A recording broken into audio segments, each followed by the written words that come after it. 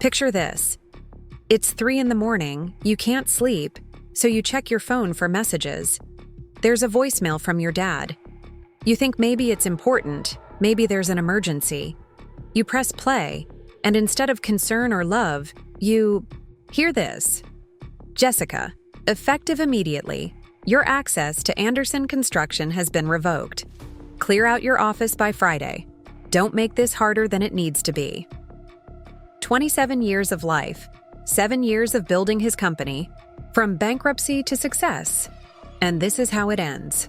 A 40-second voicemail delivered while I slept. But here's the thing they didn't know when they kicked me out. I owned something they desperately needed. And when they came crawling back 10 months later, begging for my signature to close, their $1 million sale, I had only one question. How badly do you want this deal? Before we jump back in, tell us where you're tuning in from, and if this story touches you, make sure you're subscribed, because tomorrow, I've saved something extra special for you. My name is Jessica Anderson, and until that voicemail, I thought, I knew exactly where my life was heading.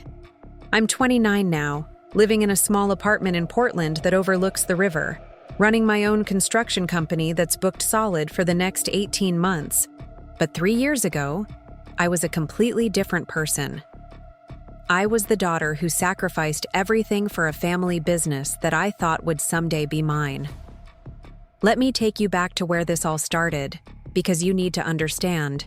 What I built before you can appreciate what they tried to destroy. Anderson Construction began in 1987 in my dad's garage in suburban Milwaukee. Tom Anderson, my father, started with 2 pickup trucks, a collection of borrowed tools, and contracts to build decks for neighbors who trusted his handshake more than his business plan. Dad loves telling that story at industry events, painting himself as this bootstrap entrepreneur who built an empire from nothing. What he conveniently leaves out is that by 2015, when I graduated high school, his empire was 3 months behind on every project and hemorrhaging money faster than a broken water main. I was supposed to go to Northwestern University that fall. Full academic scholarship, pre-law track, everything mapped out perfectly. My guidance counselor had called it a life-changing opportunity, and honestly, I was excited. I'd spent 4 years in high school dreaming about constitutional law and Supreme Court cases, imagining myself in a sharp suit arguing appeals in federal court. But life has a way of throwing curveballs when you least expect them. 3 weeks before I was supposed to leave for college, Dad sat me down at our kitchen table. His hands were shaking as he spread out a stack of bills and overdue notices. The company owed $43,000 to suppliers, $18,000 in back payroll, and had exactly $712 in the checking account. "Jess," he said, his voice quieter than I'd ever heard it. "I don't know what to do. I've been in construction for 28 years, but I've never been good with the business side. Your mother handles our personal finances, but this is beyond what either of us understands." I looked at those papers, invoices with red "Final", notice stamps, collection agency letters, payroll reports that showed we owed our crew chiefs money they'd already earned. And I made a decision that would shape the next decade of my life. I deferred Northwestern for a year and spent my gap year learning QuickBooks, Excel, and how to read construction contracts. That year taught me more about business than any college course ever could. I discovered that Dad had been pricing jobs based on gut feeling rather than actual cost analysis. He was paying retail prices for materials because he'd never negotiated bulk discounts. His filing system consisted of shoving receipts into a shoebox and hoping someone else would figure it out later. We had no inventory tracking, no project management software, and no real understanding of whether individual jobs were profitable until months after completion. I wasn't dramatic about fixing these problems. I didn't announce grand plans or demand recognition for my efforts. I just started solving things, one system at a time. I created spreadsheets that tracked material costs by project. I negotiated payment terms with suppliers who'd been overcharging us for years because Dad never bothered to shop around. I set up a basic project management system that let us track deadlines and identify potential delays before they became expensive disasters. By December of that gap year, we were profitable for the first time in 18 months. By the following spring, we had a 3-month backlog of projects instead of constantly scrambling for the next job. Dad was amazed. "Jess," he kept saying, "you have a gift for this. This business stuff just makes sense to you." When it came time to choose colleges again, I couldn't bring myself to leave Milwaukee. Northwestern still wanted me, but Anderson Construction felt like unfinished business. So I transferred to the University of Wisconsin-Milwaukee, where I could study business administration while continuing to work on improving our operations. Dad was thrilled. "My little partner," he started calling me, introducing me to clients. As the brains behind the operation, always with a chuckle that made it sound endearing rather than accurate. College was a blur of morning classes and afternoon job sites. While my classmates were joining sororities and staying up late at parties, I was learning about supply chain optimization and cash flow management by implementing these concepts in real time. My business professors were fascinated when I'd use Anderson Construction as case studies in my papers, showing how small operational changes could transform a company's entire financial picture. By my sophomore year, we had 8 full-time employees and had expanded beyond residential decks into bathroom renovations and kitchen remodels.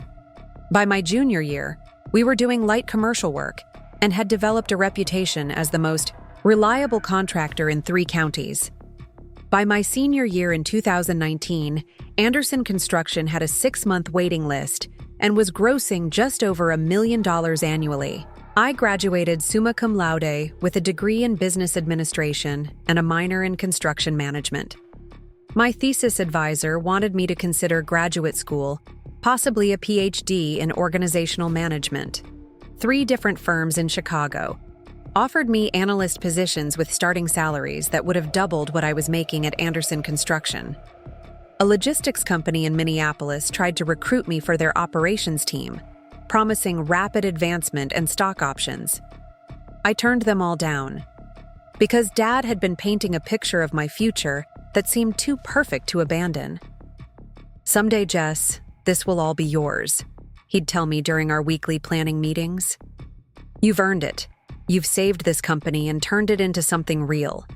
When I retire, you'll take over, and everything we've built together will be your foundation." I restructured my entire adult life around that promise.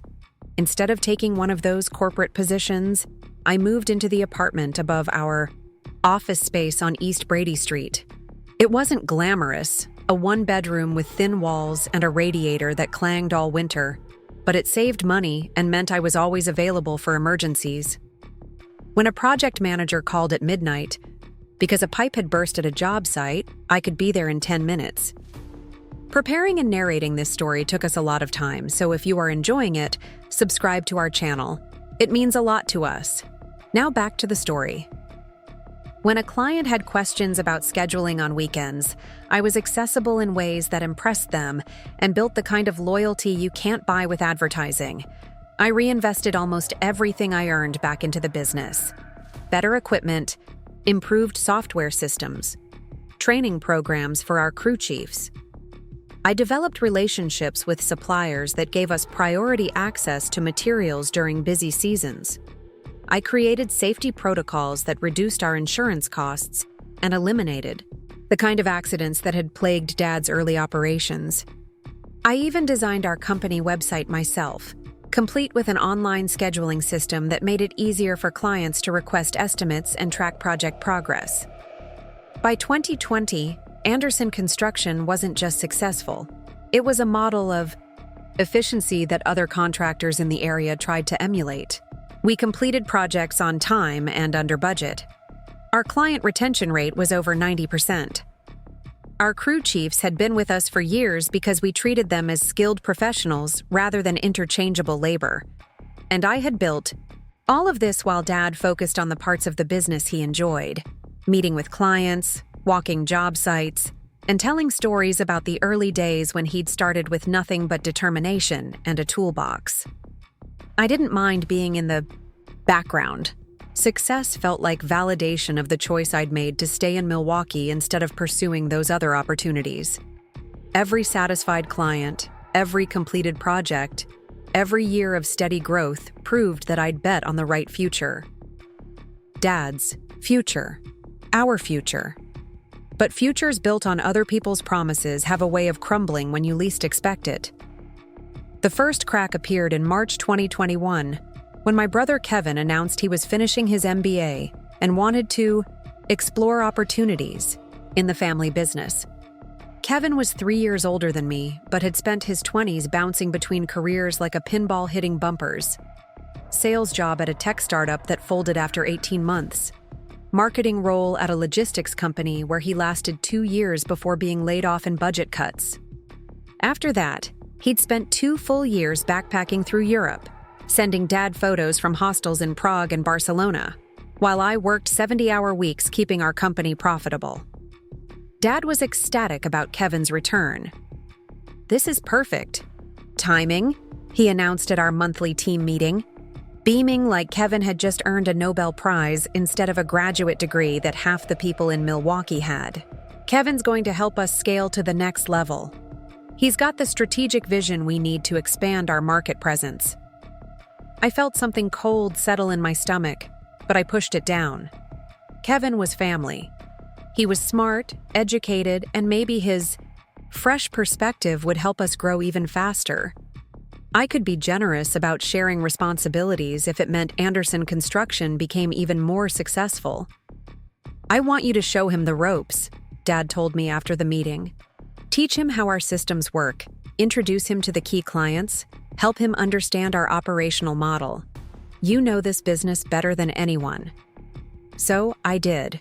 I spent hours walking Kevin through the project management software I'd implemented. I explained our relationships with suppliers, the reasoning behind our pricing structure, the safety protocols that kept our insurance costs low. I introduced him to crew chiefs who'd been with us for years, letting him shadow me on client meetings so he could understand how we built the trust that generated repeat business. Kevin absorbed it all with the confident smile of someone who'd never doubted his ability to succeed. He asked questions that revealed he didn't understand the difference between gross and net profit, but he asked them with such authority that Dad seemed impressed by his analytical approach. He took notes in a leather portfolio and used business school terminology that made simple concepts sound more sophisticated than they actually were. Within 3 months, Kevin had started calling himself Chief Operating Officer. I hadn't been consulted about this title, and neither had Dad, as far as I knew. It just appeared on Kevin's email signature and LinkedIn profile one day, as if the position had naturally evolved from his presence in the company.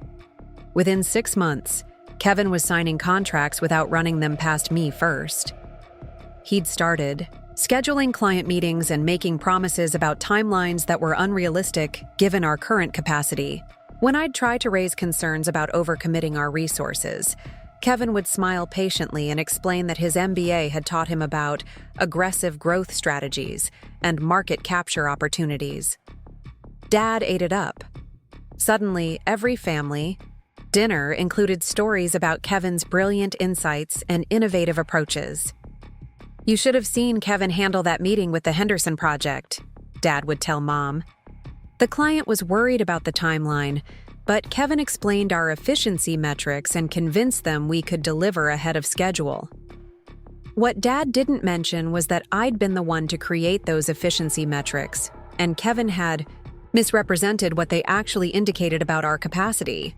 We delivered the Henderson project on time, but only because I'd personally worked 3 consecutive weekends and called in favors with suppliers to expedite material deliveries.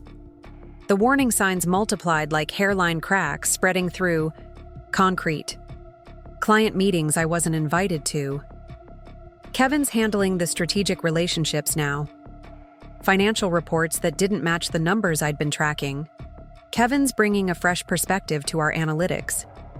New protocols that contradicted systems I'd spent years perfecting. Kevin thinks we need to modernize our operational approach. But I stayed quiet because loyalty doesn't vanish overnight, especially when it's been built over 7 years of shared success.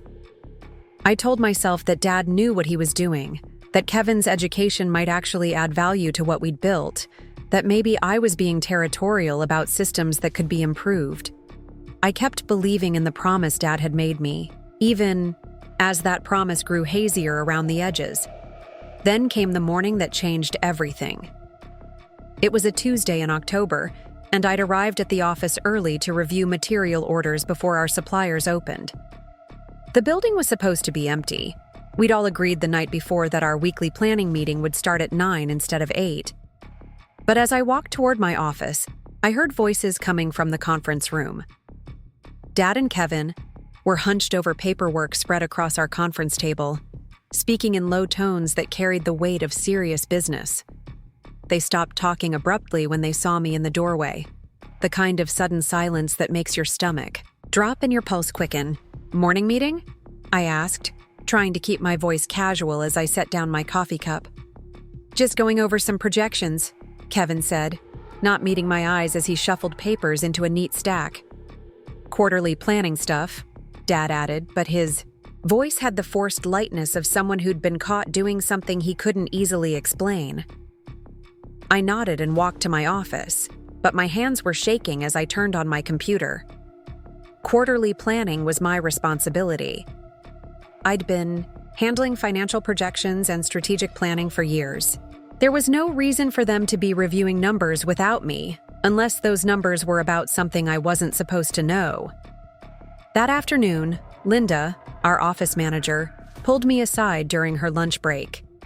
Linda had been with Anderson Construction for 4 years, hired when we'd finally grown large enough to need someone dedicated to scheduling, billing, and client communications. She was a straight-talking woman in her 50s who'd raised 3 kids while managing the chaos of small business administration, and she had a radar for workplace politics that rivaled any intelligence agency. "Jess, honey," she said, glancing around to make sure we were alone. "I probably shouldn't tell you this, but they've been having those early meetings for over a week. And yesterday, someone from Hartwell Business Brokers called asking about our client list and annual revenue figures. Business brokers. The words hit me like cold water. Business brokers were the people you called when you wanted to sell a company.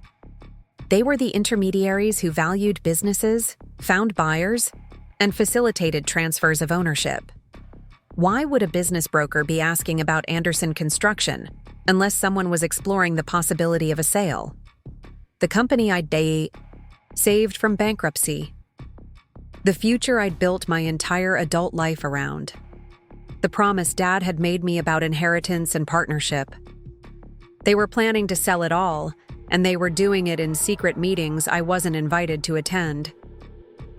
That night, I went through every piece of paperwork in my home office with the methodical precision of an archaeologist uncovering artifacts. Every contract I'd negotiated, every legal document I'd helped draft, every incorporation filing that had formalized our business structure over the years. I was looking for something specific, a detail that had been buried in routine paperwork years earlier, but might now be the key to understanding my actual position in this company. I found it in a folder labeled 2018 Tax Documents, the corporate restructuring Dad had initiated to take advantage of certain small business tax benefits. To qualify for those benefits, the business had needed multiple owners with documented equity stakes. Dad had asked me to sign paperwork making me an official co-owner with a 30% stake in Anderson Construction, legally documented and filed with the state of Wisconsin. At the time, it had seemed like a formality, a tax strategy that didn't change the fundamental relationship between Dad and me. He'd explained it as a way to reduce our corporate tax burden while setting up the eventual inheritance he'd always promised. I'd signed the papers without much thought, trusting that Dad's accountant knew what he was doing. But as I read through the corporate bylaws I'd helped draft, one clause jumped out at me like a neon sign in the darkness. Any sale or transfer of business ownership required unanimous consent from all documented shareholders. Dad couldn't sell Anderson Construction without my signature. Kevin's MBA and strategic vision meant nothing if I refused to sign the paperwork. They didn't just need me out of the company. They needed me compliant, willing to transfer my ownership stake for whatever terms they offered. The secret meetings, the systematic exclusion, the gradual erosion of my responsibilities. It was all leading toward a conversation where they'd present selling the business as an opportunity for everyone to cash out and move on. But here's what they'd underestimated about the quiet daughter who'd spent 7 years fixing their problems and building their success. I'd learned to read legal documents, understand financial structures, and recognize when someone was trying to manipulate me. And I'd also learned something else during those years of early mornings and weekend emergencies. I didn't need Anderson Construction to succeed. Anderson Construction needed me. As I sat in my apartment that night, looking out at the Milwaukee River reflecting streetlights like scattered diamonds, I felt something I hadn't experienced in years. Not the desperate anxiety of someone trying to save a failing business, not the hopeful optimism of someone building toward a promised future, but the cold clarity of someone who finally understood exactly where they stood. They wanted to sell the company I'd built. They wanted to cut me out of the process and profit from my 7 years of unpaid overtime, creative problem-solving, and absolute dedication to their success. But they'd made one crucial mistake. They'd forgotten that competence doesn't disappear just because you remove someone from the room. And they were about to learn that the daughter they'd underestimated had been paying much closer attention than they'd realized. The next morning, I woke up with the kind of clarity that only comes after a sleepless night of processing life-changing information. I made coffee, sat at my small kitchen table, and started planning my response with the same methodical approach I'd used to save Anderson Construction from bankruptcy 7 years earlier. First, I needed legal counsel, not the family attorney, who'd handled Dad's incorporation paperwork, but someone who specialized in business disputes and understood the complexities of family-owned companies. I spent 2 hours researching business lawyers in Milwaukee, reading reviews and case histories until I found exactly what I was looking for. Margaret Chen had graduated from University of Chicago Law School and spent 5 years at a corporate firm in Chicago before returning to Milwaukee to start her own practice. Her website showed she'd handled 12 family business disputes in the past 3 years, with a track record of protecting minority shareholders' rights. More importantly, her approach seemed surgical rather than emotional. She didn't promise to destroy opposing parties or drag cases through years of bitter litigation. She promised to achieve her clients' objectives efficiently and strategically. I called her office at 9 a.m. sharp. Her receptionist put me through immediately when I mentioned it was regarding ownership rights in a family business. "Ms. Anderson?" Margaret's voice was crisp and professional. "What can I help you with?" I explained the situation in 15 minutes, sticking to facts rather than emotions. The early meetings I'd discovered, the business broker inquiry, my documented ownership stake, and the corporate bylaws that required unanimous consent for any sale. Margaret listened without interrupting, occasionally asking clarifying questions about dates and documentation. "How aggressive do you want to be?" she asked when I finished. "I want to be ready for anything," I said. "But I also want to be smart about this. I don't want to burn bridges unnecessarily, but I'm not going to let them manipulate me into signing away something I've earned." "Good. Can you come in this afternoon? I'd like to review all your documentation and discuss strategy options." Margaret's office was in a converted warehouse in Milwaukee's 3rd Ward, with exposed brick walls and floor-to-ceiling windows that overlooked the Milwaukee River. She was younger than I'd expected, probably mid-30s, with shoulder-length, black hair and the kind of focused attention that made you feel like you were the only client she'd ever had. I spread my documents across her conference table, the incorporation papers, the ownership agreements, the corporate bylaws, 7 years of financial records showing the company's growth trajectory. Margaret reviewed everything with the efficiency of someone who'd seen these patterns before. Your position is stronger than you realize, she said after an hour of analysis. 30% ownership with unanimous consent requirements means you have effective veto power over any major transaction. But more importantly, your operational knowledge and client relationships give you leverage beyond just the legal structure. What do you mean? Family businesses often make the mistake of thinking ownership and control are the same thing. Your father and brother might own 70% on paper, but you've built the systems and relationships that actually generate revenue. If you were to leave tomorrow and take that knowledge with you, what would happen to the business? I thought about it. The project management systems I'd created, the supplier relationships I'd negotiated, the safety protocols that kept our insurance costs manageable, the client trust I'd built through 7 years of consistent performance. It would probably survive, but it would definitely struggle. They'd need months to rebuild the operational efficiency I've created. Exactly. So your options aren't just legal, they're strategic. We can approach this from multiple angles depending on what outcome you actually want. Margaret outlined 3 possible strategies. Option 1 was defensive. Document everything, wait for them to approach me about the sale, then negotiate the best possible terms for my buyout. Option 2 was aggressive. Immediately assert my ownership rights and demand full transparency about their plans. Option 3 was what she called strategic patience. Gather more information about their timeline and intentions while quietly strengthening my own position. What would you recommend? I asked. Strategic patience. If they're working with business brokers, this process could take months. That gives us time to understand their real motivations and prepare responses to whatever they propose. Meanwhile, you continue doing your job excellently while documenting everything that happens. I liked Margaret's approach because it felt familiar. Years of fixing Dad's business problems had taught me that the best solutions usually involved careful observation and systematic preparation rather than dramatic confrontations. Over the next few weeks, I became a master of strategic patience. I continued managing projects with the same dedication I'd always shown, but now I was also carefully documenting every interaction, every decision, every sign of the brewing conflict. Kevin's behavior became increasingly obvious once I knew what to look for. He started scheduling client meetings without including me in the planning process, then presenting those meetings as his own initiative. He'd make commitments about project timelines that were technically possible but required perfect execution and 0 unexpected delays. When problems inevitably arose, he'd blame legacy inefficiencies in our systems rather than acknowledging his own unrealistic promises. Dad, meanwhile, seemed caught between his loyalty to Kevin and his recognition that I was still essential to daily operations.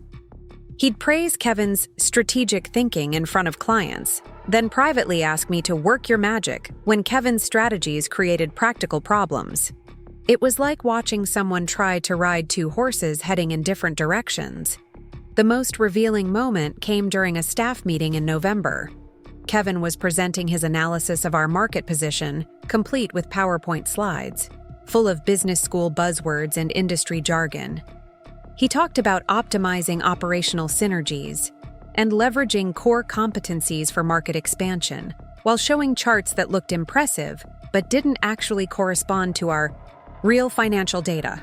Our growth trajectory indicates significant opportunities for scalable revenue enhancement, Kevin announced, clicking to a slide that showed projected earnings doubling over the next 2 years. I raised my hand. Kevin, those projections assume we can increase our project capacity by 60% without hiring additional crew chiefs or expanding our equipment inventory. Have you calculated the capital investment required for that kind of expansion? Kevin's confident smile flickered for just a moment. Well, obviously we'd need to optimize our resource allocation strategies, but the fundamental growth potential is clearly demonstrated by our historical performance metrics. Which historical metrics specifically? Because our actual capacity constraints suggest that level of growth would require either significantly longer project timelines or a major increase in operational overhead. Dad jumped in before Kevin could respond. Jess, I think Kevin's looking at the big picture here. Sometimes you get too focused on the operational details to see the strategic opportunities. The operational details. As if 7 years of managing those details weren't the reason we had a business worth strategizing about. After the meeting, I made detailed notes about Kevin's projections and the assumptions they were based on. Margaret had taught me to document, not just what people said, but what their statements revealed about their understanding of the business. Kevin's presentation showed he fundamentally didn't grasp the relationship between capacity, quality, and profitability that formed the foundation of our success. Meanwhile, I started quietly strengthening my own position. I reached out to suppliers I'd worked with for years, not to complain about Anderson Construction, but to let them know I was exploring new opportunities and wanted to maintain our professional relationships regardless of future changes. I had coffee meetings with subcontractors who'd been frustrated with Kevin's micromanagement style, listening to their concerns and offering solutions that reinforced my reputation as someone who understood practical construction challenges. Most importantly, I began having informal conversations with 3 of our best clients about their long-term project needs. These weren't solicitation meetings, just relationship maintenance that happened to involve discussions about future work they might need done. I was careful never to criticize Anderson Construction or suggest they should work with someone else. I simply made sure they knew they could call me directly if they had questions or concerns about upcoming projects. The business broker situation escalated in December. Linda mentioned that she'd fielded 3 more calls from Hartwell business brokers, each asking for increasingly detailed financial information. They want 5 years of tax returns, client lists, equipment inventories, and employee contracts, she told me during one of our regular check-ins. I told them they'd need to speak with Tom directly, but they seemed to think this was all routine due diligence. Due diligence meant they were serious about moving forward with a sale. It also meant potential buyers were asking the kinds of detailed questions that would reveal both the company's strengths and its vulnerabilities. I asked Margaret what this timeline suggested about their plans. If they're at the due diligence stage, they probably have a preliminary buyer and are working toward a letter of intent, she explained. That usually means they're 60 to 90 days away from needing your signature on actual sale documents. And they still haven't mentioned any of this to me, which suggests they're planning to present the sale as a fait accompli. They'll probably approach you with a complete package. Here's the buyer, here's the price, here's your share, sign here and everyone gets their money. What if I refuse? Then they have a problem. They can't force you to sell, and they can't complete the transaction without your consent. That's when things get interesting. I spent Christmas wondering if it would be the last one before everything changed. Dad seemed more relaxed than he'd been in months, talking enthusiastically about Kevin's ideas for expanding into commercial construction and maybe opening a satellite office in Madison. Kevin spent most of Christmas dinner explaining to anyone who'd listen how his MBA had taught him to identify untapped market opportunities that could transform Anderson Construction into a regional powerhouse. Mom seemed puzzled by all the business talk. "Tom, you've been running this company for 35 years, she said during dessert. Why are you suddenly so interested in these big expansion plans? It's not sudden, Dad replied. Kevin's just helping me see possibilities I'd been too conservative to consider. Sometimes you need fresh eyes to recognize your potential. I caught Mom's glance across the table. She'd always been perceptive about family dynamics, and I could tell she sensed something was happening that she didn't fully understand. But this wasn't the time or place for that conversation. The voicemail came 3 weeks later, on a Tuesday night in January when I couldn't sleep and was scrolling through my phone at 3 a.m. Dad's voice, formal and cold in a way I'd never heard before, delivering 40 seconds that ended 7 years of partnership without explanation or discussion. But I wasn't shocked. I'd been preparing for this moment since October, gathering information and building strategies, and understanding exactly what leverage I held. The voicemail wasn't a surprise. It was confirmation that everything I'd suspected was true. I sat in my kitchen, listening to that message 3 times while my coffee grew cold, and felt something settle in my chest that wasn't heartbreak or anger. It was clarity. The kind that comes when someone finally shows you exactly who they are and what they think you're worth. Then I called Margaret. "They just made their first mistake," she said after I played her the voicemail. "Removing you from the company before securing your agreement to the sale shows they don't understand their own legal position.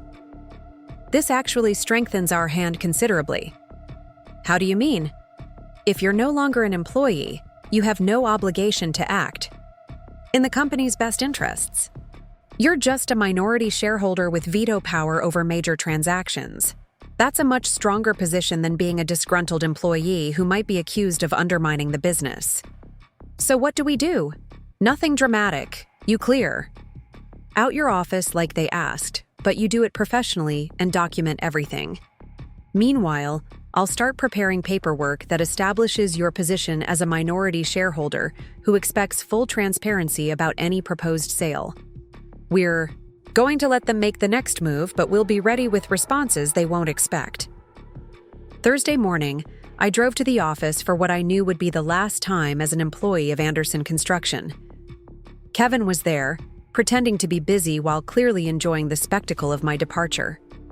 Dad was conspicuously absent, probably unable to face me directly after the cowardice of delivering life-changing news through a voicemail. I packed my personal items methodically.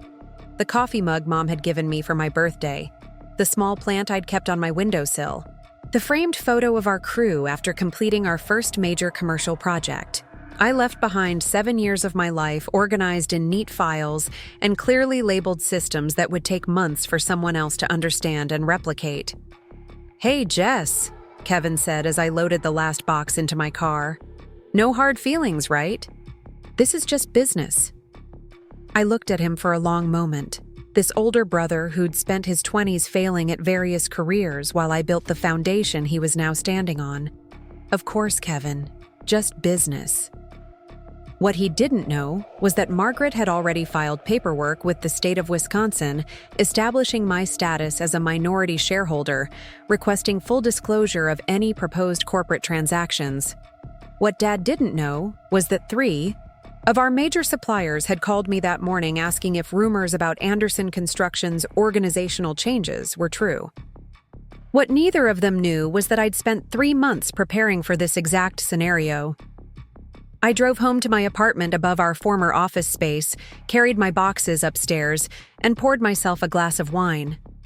Then I called Margaret and said the words that would change everything. Let's show them what they just unleashed. The next phase wouldn't be about emotion or revenge. It would be about leverage, legal rights, and the strategic application of knowledge they'd trained me to acquire but forgotten I possessed. They wanted to sell the company I'd saved and built and improved for 7 years. They were about to learn that wanting something and being able to get it are 2 very different things. Over the next few days, I settled into a strange routine of unemployment that felt more like preparation for battle. I organized all my documentation into clearly labeled files that Margaret could easily reference.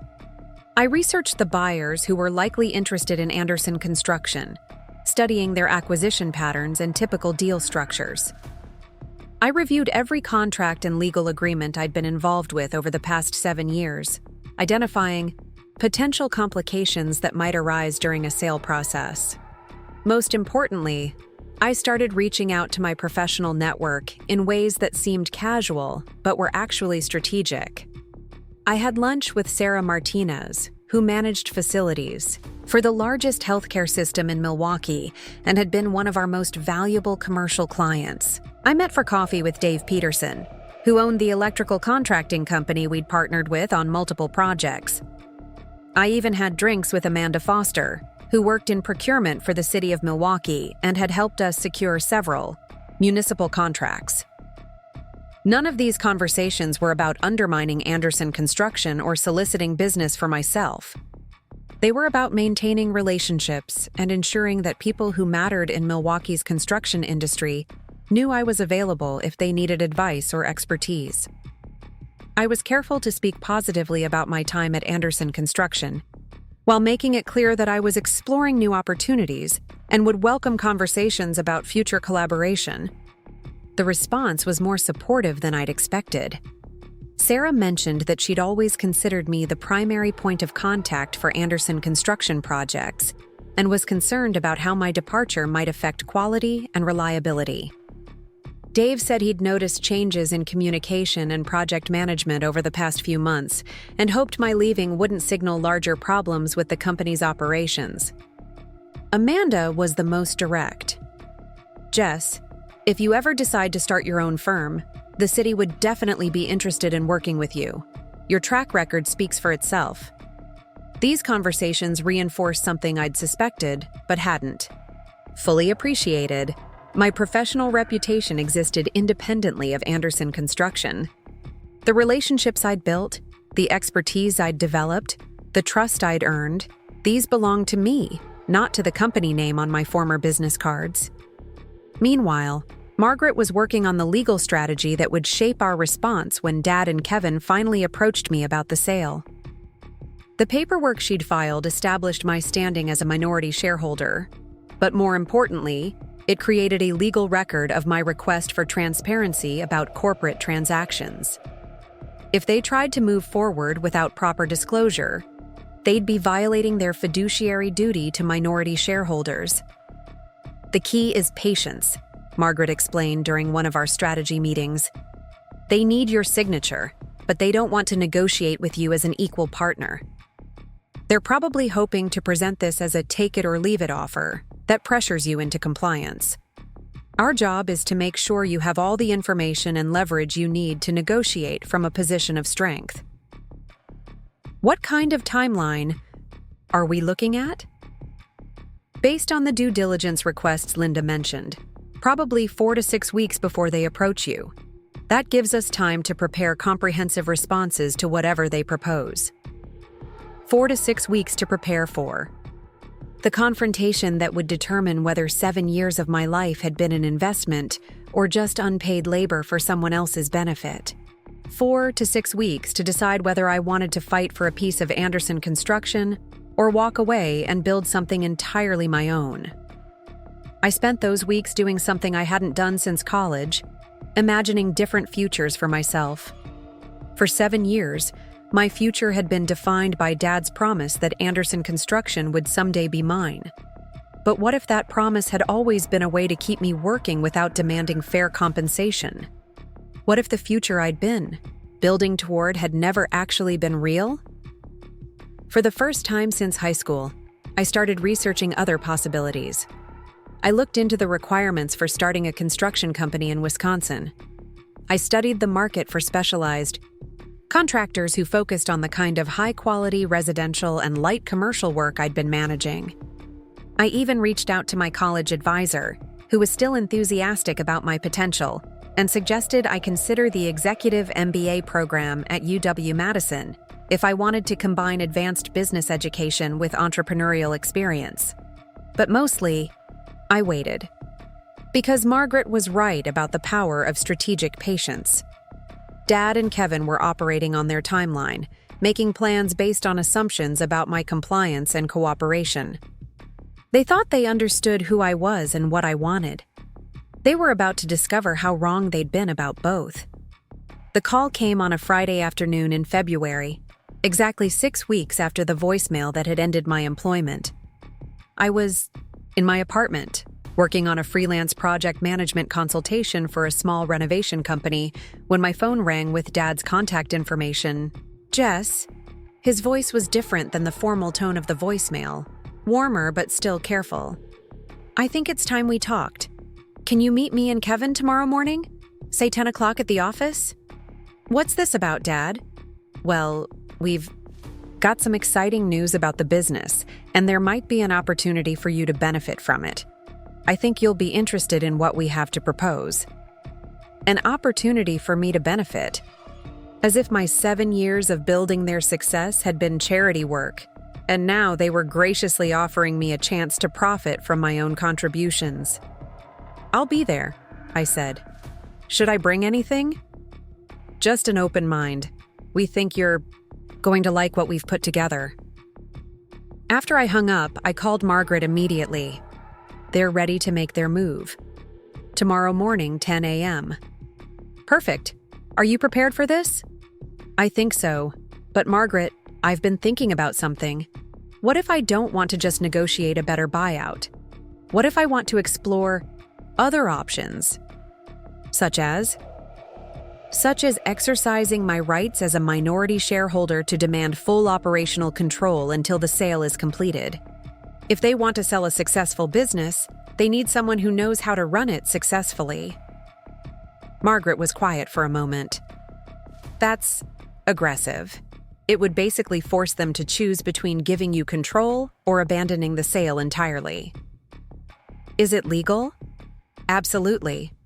Minority shareholders have the right to protect their interests, especially when majority shareholders are making decisions that could affect the value of the business. If you can demonstrate that current management is damaging the company's value, you could petition for interim control. And what would that accomplish? It would give you the leverage to restructure the sale on your terms. Instead of being a passive participant who signs whatever they put in front of you, you'd be the active decision-maker who determines whether and how the sale proceeds. I spent Friday night reviewing every piece of documentation I'd gathered over the past few months. Kevin's unrealistic project timelines and the problems they'd created. Client complaints about communication breakdowns since my departure. Supplier concerns about payment delays and order confusion. 3 months of evidence that Anderson Construction was less efficient and less reliable without my daily involvement. Saturday morning, I dressed in the navy blue suit I'd worn to business presentations when I wanted to project competence and authority. I arrived at the office precisely at 10, carrying a leather portfolio that contained copies of every document I might need. Dad and Kevin were waiting in the conference room, along with 2 men I didn't recognize.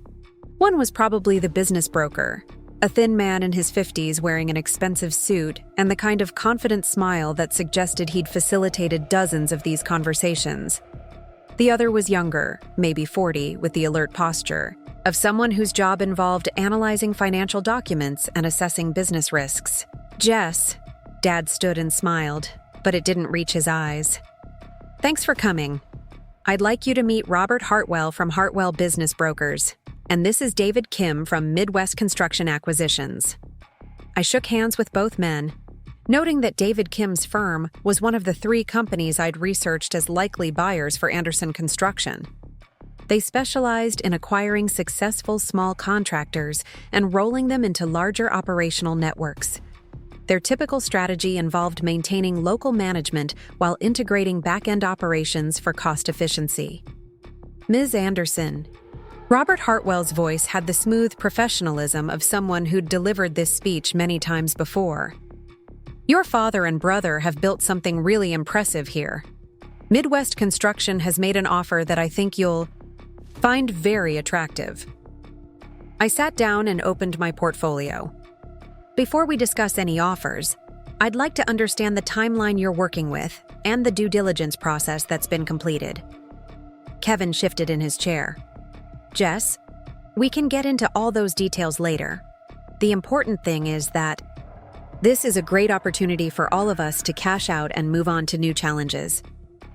Actually, the details are exactly what I need to understand before we discuss any opportunities. As a 30% shareholder, I have the right to review all information that's been provided to potential buyers." The room was quiet for a moment.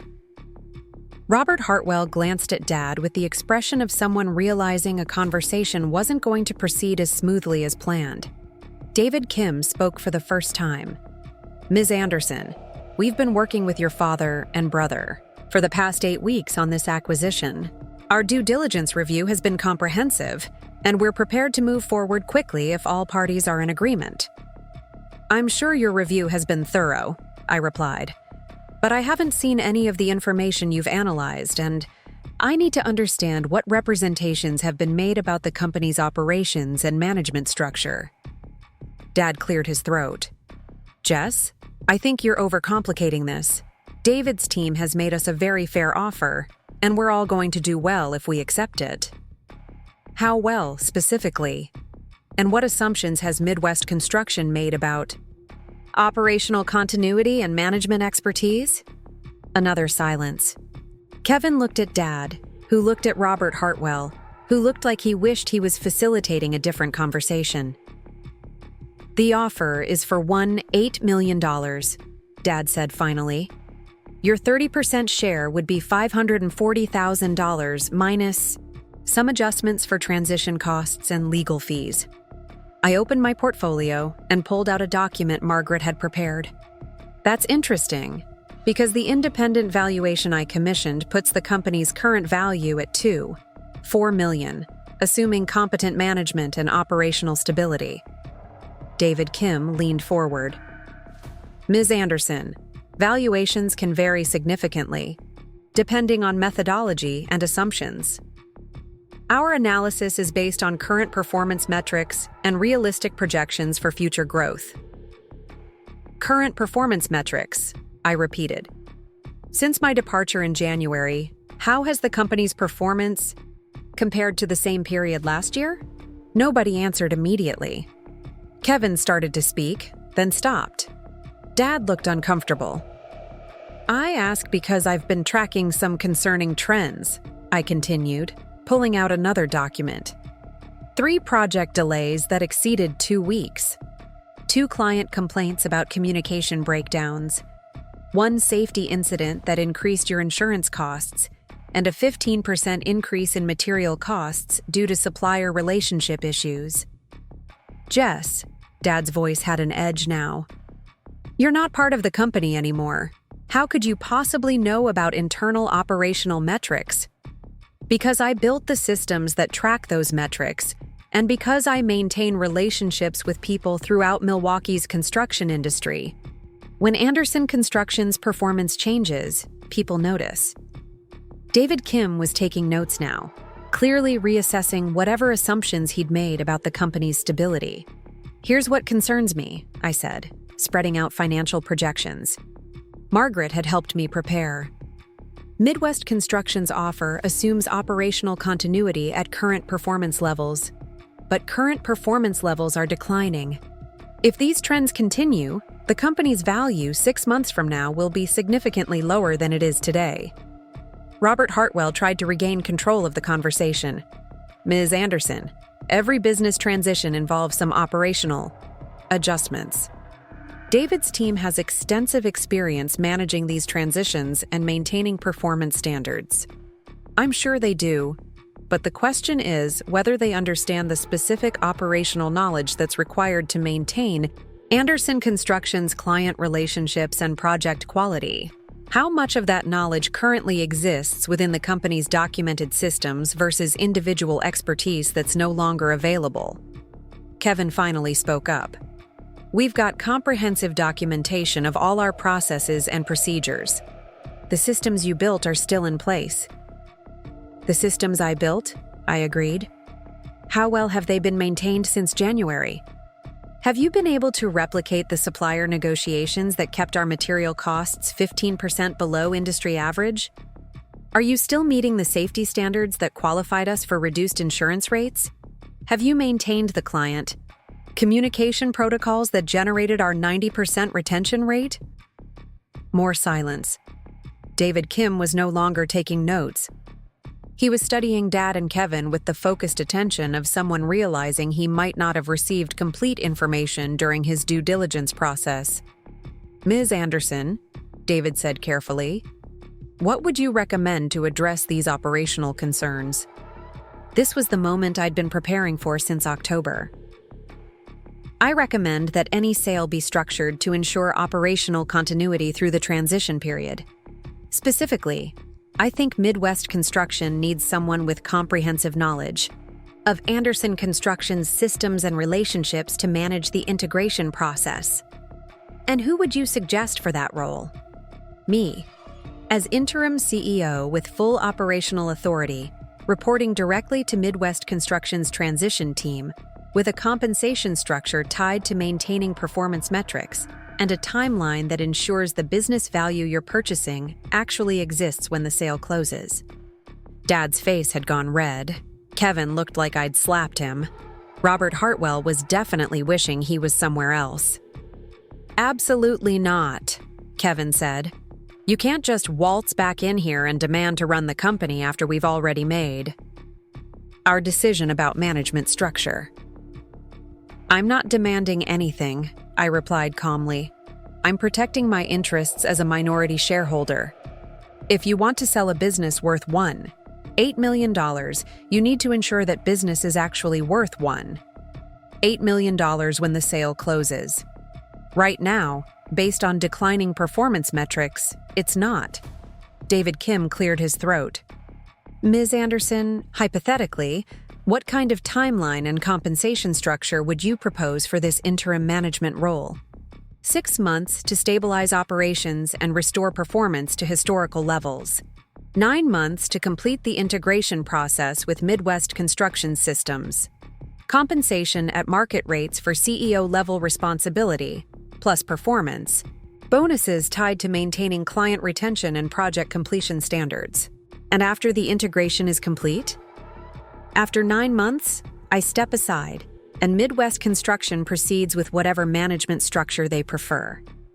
The business they're acquiring will actually be worth what they're paying for it, and everyone gets the outcome they expected when this process started.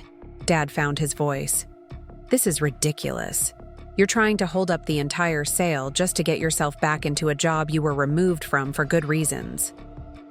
What were those good reasons specifically? I asked. Because I wasn't given any explanation for my termination, and I'm not aware of any performance issues or policy violations that would have justified my removal. Another silence that stretched longer than comfortable. The point is, I continued, we all want this sale to succeed. I want my 30% to be worth $540,000 rather than $400,000, which is what it'll be worth if current performance trends continue. You want to close this deal and move on to your next opportunities. David wants to acquire a successful business that will integrate smoothly with Midwest Construction's operations. The only way everyone gets what they want is if we ensure the business is actually successful when the sale closes. David Kim closed his notebook. I think I need to discuss this with my team. Mr. Anderson, can we schedule a follow-up meeting for next week? I'd like to review some additional operational data before we proceed. After David and Robert left, the conference room felt smaller and more tense. Dad was staring out the window at the parking lot where I'd loaded my belongings into my car 6 weeks earlier. Kevin was fidgeting with his pen and looking like he wanted to argue but couldn't find the right words. Jess, Dad said finally, what do you really want here? I want what I've always wanted, to see this business succeed. The only difference is that now I understand I can't trust other people to make that happen without my direct involvement. You can't seriously expect us to just hand you control of the company after everything that's happened. I don't expect anything. I'm simply exercising my legal rights as a minority shareholder to protect my investment. If you prefer to abandon the sale and continue operating under current management, that's your choice. But if you want to proceed with Midwest Construction, you need to address the operational concerns I've raised. Kevin finally exploded. This is insane. You're trying to sabotage our entire plan just because you're angry about being fired. Kevin, I'm trying to save your entire plan because right now you're about to sell a failing business for the price of a successful one. And when David's team discovers the operational problems I've outlined, they're either going to reduce their offer or walk away entirely. I gathered my documents and stood up. I'll give you both a week to decide how you want to proceed. Margaret Chen is representing my interests as a minority shareholder, so any formal communications should go through her office. But Dad, if you want to have a conversation about what's actually best for Anderson Construction, you know how to reach me. As I walked out of the office for the second time in 2 months, I felt something I hadn't experienced since the morning I'd discovered those incorporation documents in my home office.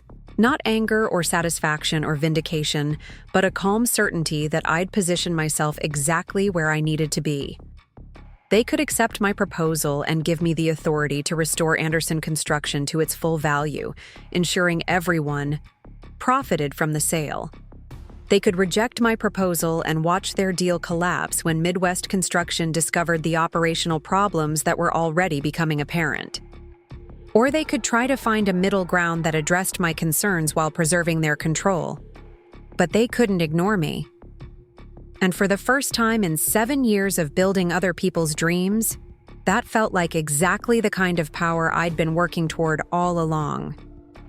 The week that followed our conference room confrontation was quietly devastating for Anderson Construction, though Dad and Kevin didn't realize it at first. I didn't need to sabotage their operations or spread negative information about the company. The problems I'd predicted were revealing themselves naturally, like cracks in a foundation that become visible once you know where to look. Monday morning, Linda called me at home.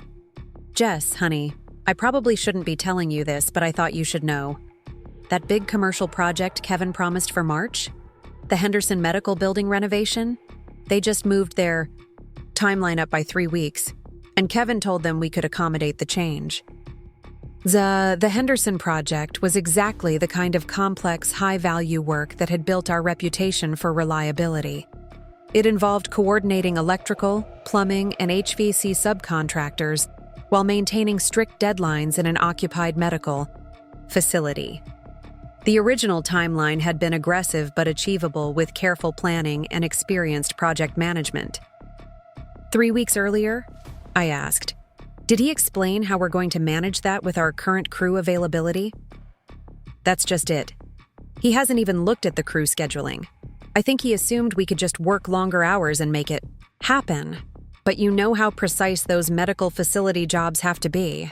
There's no room for the kind of rushed work that comes from compressed timelines. I thanked Linda and immediately started calculating what Kevin's promise would actually require.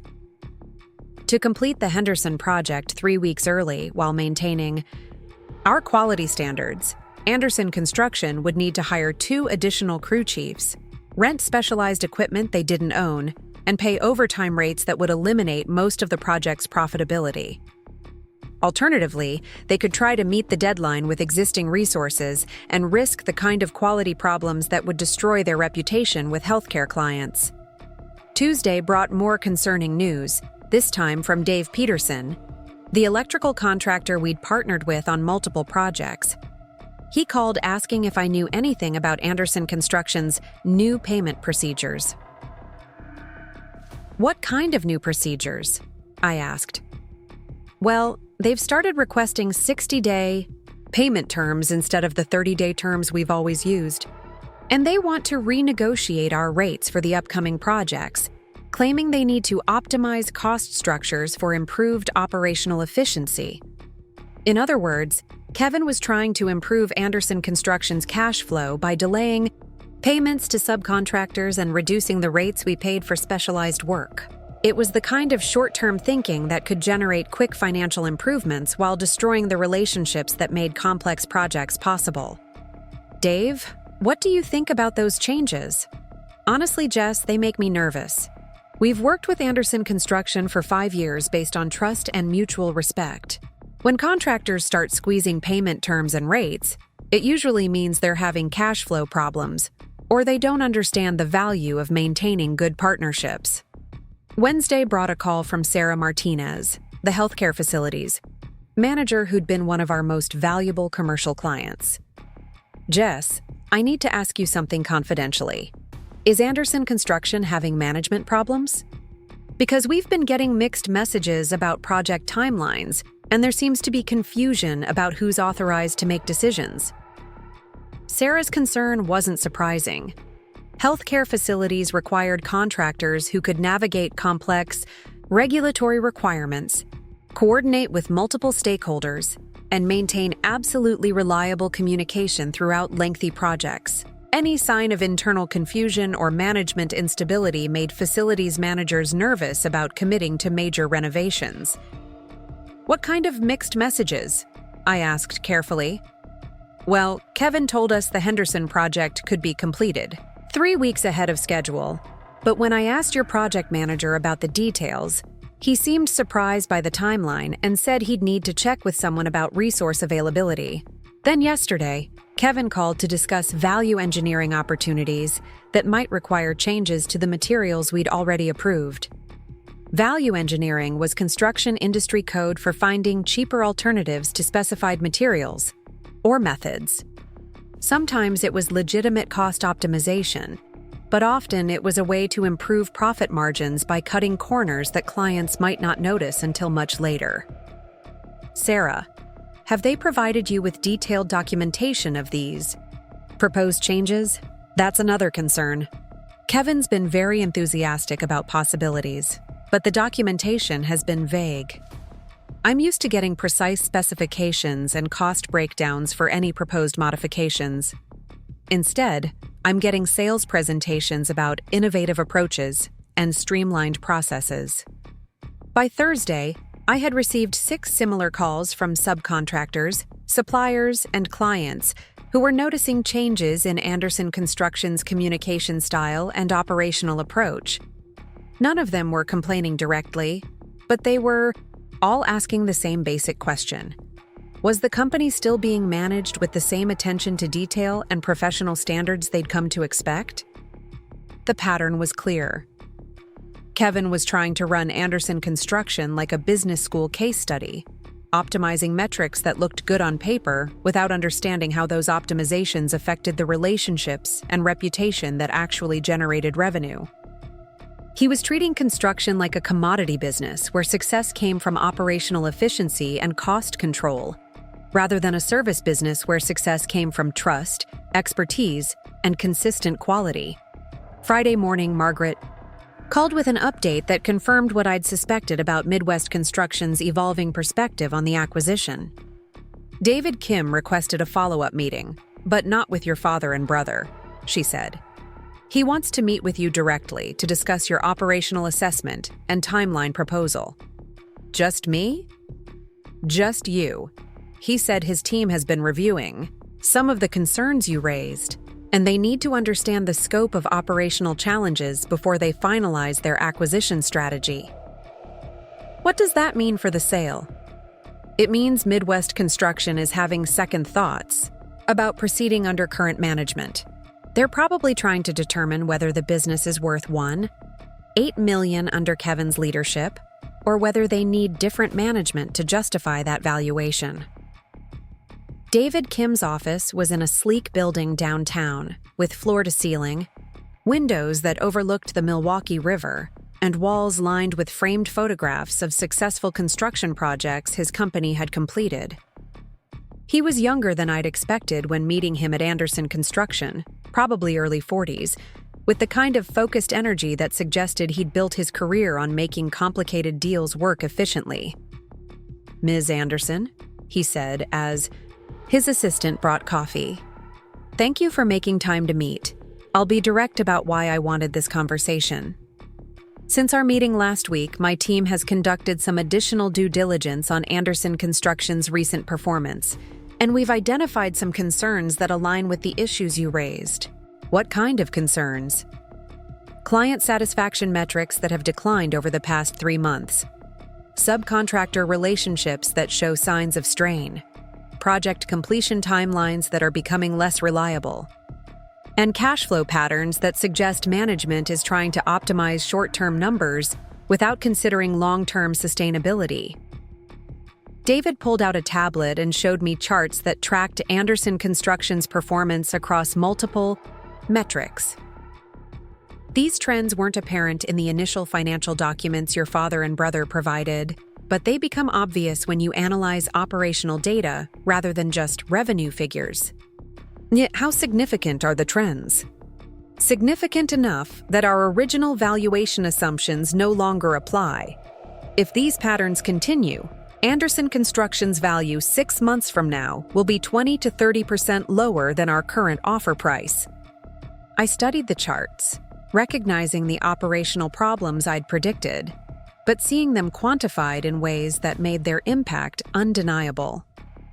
Kevin's management approach was systematically undermining the foundation I'd spent 7 years building. David, what would Midwest Construction need to see to proceed with the acquisition at the original valuation? Operational stability, restored client confidence, reliable project completion metrics. Basically, evidence that the business can return to historical performance levels and maintain them through the acquisition transition. And how long would you need to see that evidence? 6 months of consistent performance would give us confidence that the problems are correctable rather than structural. 9 months would allow us to complete the integration while maintaining business continuity. David's timeline matched exactly what I'd proposed during the conference room meeting. Midwest Construction needed someone who could restore Anderson Construction's operational effectiveness before completing the acquisition. Ms. Anderson, I'm going to ask you a direct question, and I need a direct answer. If you were given full operational control of Anderson Construction tomorrow, could you restore the company's performance to historical levels within 6 months? I thought about the supplier relationships that needed repair, the client concerns that required immediate attention, the project management systems that had been compromised by Kevin's changes. It would require long hours and careful navigation of wounded egos, but the foundation was still solid. Yes, I could, but I'd need genuine authority, not ceremonial responsibility.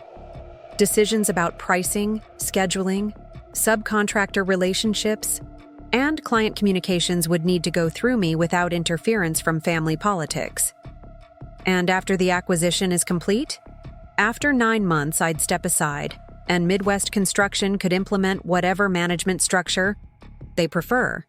My job would be to ensure they're acquiring the business they think they're buying, not the diminished version that's developing under current leadership.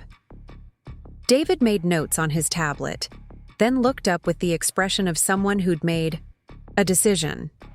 Ms. Anderson, I'm going to make you a proposal. Midwest Construction is prepared to restructure this acquisition to include you as interim CEO with the authority you've described. We'd also like to discuss the possibility of you staying on after the acquisition in a senior management role. What about my father and brother? They would retain their ownership stakes and benefit from the sale, but operational control would transfer to you immediately.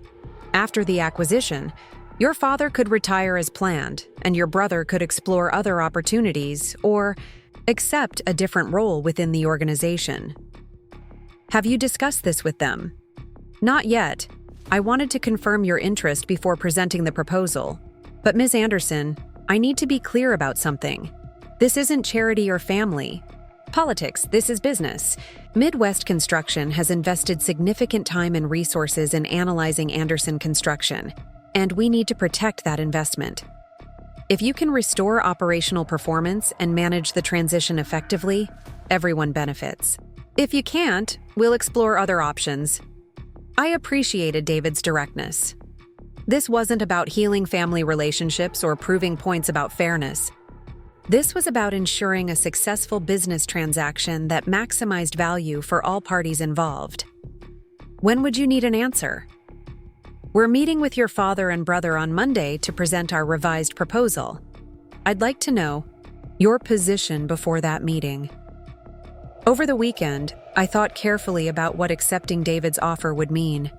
Returning to Anderson Construction as CEO would validate everything I'd built over 7 years, but it would also require working with family members who'd clearly lost trust in my judgment and commitment to their interests. Managing the acquisition. Transition would be professionally rewarding, but it would also mean spending 9 months proving myself to people who should already understand my capabilities. Most importantly, accepting the interim CEO position would mean delaying the opportunity to build something entirely my own. For 7 years, I'd invested my energy in other people's vision of success. Taking control of Anderson Construction would be satisfying, but it would still be someone else's company operating within constraints I hadn't chosen. Sunday evening, I called Margaret to discuss the implications of David's proposal. "It's a strong offer," she said after I'd explained the details. "Full operational control, market rate compensation, and the opportunity to demonstrate your capabilities at the CEO level. Plus, if you handle the transition successfully, you'd have an impressive track record for future opportunities. But you'd be solving other people's problems instead of pursuing your own opportunities. The question is whether you want to spend the next 9 months proving you can fix Anderson Construction or building something that belongs entirely to you. What would you recommend?" "I'd recommend thinking about what success looks like to you personally, not just professionally. Do you want to be known as the person who saved her family's business, or the person who built her own empire from scratch?" Monday morning, I called David Kim with my answer. "I'm interested in your proposal, but I'd like to suggest a modification," I said. "Instead of interim CEO, I'd prefer a consulting arrangement. Midwest Construction hires me as an independent contractor to manage the operational transition and restore performance metrics. Same timeline, same authority over daily operations, but structured as a professional service rather than an employment relationship." "What's the difference?" "The difference is that I maintain my independence while solving your problem. I'm not rejoining Anderson Construction as an employee. I'm providing specialized expertise to ensure the acquisition succeeds. After 9 months, I'm free to pursue my own ventures with no employment history complications or family business entanglements." David was quiet for a moment. "That's actually cleaner from our perspective, too. Less complicated than restructuring management hierarchy within a family business. Would you be available to join the meeting this afternoon to present this arrangement?" "Absolutely." The second conference room meeting felt completely different from the first one. Dad and Kevin were clearly nervous, sitting across from David. Kim and Robert Hartwell with the posture of people who'd lost control of a situation they'd expected to manage easily. I arrived 15 minutes late, not from disrespect, but because Margaret had needed to finalize the consulting agreement that would define my role and compensation. "Gentlemen," David began without preamble, "Midwest Construction has completed our extended due diligence review, and we've identified operational concerns that affect our acquisition timeline and valuation. We're prepared to proceed with the purchase, but we need to modify the structure to address performance risks." He spread out documents that showed declining client satisfaction scores, subcontractor relationship problems, and project completion delays that had emerged since my departure. The data was thorough and damning, presented with the clinical objectivity of a company that made decisions based on metrics rather than emotions. Our revised proposal includes bringing in Jessica Anderson as an independent consultant to manage operational restoration and acquisition transition. This arrangement protects our investment while ensuring Anderson Construction returns to historical performance levels before we complete the purchase. Kevin's face had gone red. "This is ridiculous. You're basically saying we're incompetent to run our own business." "I'm saying the business is underperforming current benchmarks, and we need to address that underperformance before completing a $18 million acquisition," David replied calmly. "This isn't about competence, it's about results."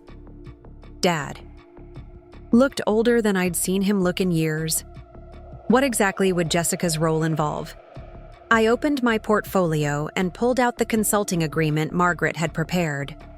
Full operational authority over project management, client relations, subcontractor coordination, and quality control. I'd report directly to Midwest Construction's transition team rather than Anderson Construction's ownership. The timeline is 9 months to restore performance metrics and complete integration, after which my consulting engagement ends and you proceed with whatever management structure Midwest Construction prefers. "And if we refuse this arrangement?" Kevin asked. David Kim closed his folder. "Then Midwest Construction withdraws our offer and you're free to explore other buyers or continue operating under current management." The room was quiet for several minutes. Dad stared out the window at the parking lot where Anderson construction trucks were loaded with equipment for Monday morning job sites. Kevin fidgeted with his pen and looked like he wanted to argue, but couldn't find words that would change the fundamental reality of their situation. Finally, Dad spoke. What guarantee do we have that this arrangement would actually work?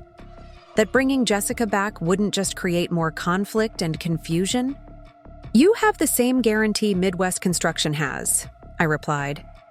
9 months of measurable results. If I can't restore operational performance to acceptable levels, everyone moves on to other options. If I can, everyone benefits from a successful acquisition.